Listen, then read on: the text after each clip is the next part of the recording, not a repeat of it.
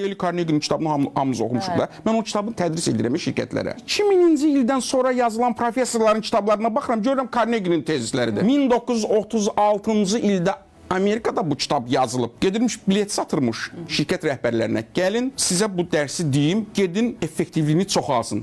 Bizdə də bir neçə ildir başlayıb, artıq müraciətlər çoxalıb, şükürlər olsun. Şirkətlərin birində tədris elədim, bir 2 ilə yaxın. Şirkət rəhbəri mənə deyirdi ki, 5200 əməkdaşı vardı şirkətin. Əsas heyətə Mövlanadan gəlin dərs deyir. Mən anlamırdım o nə deyir də, niyə görə belə deyir.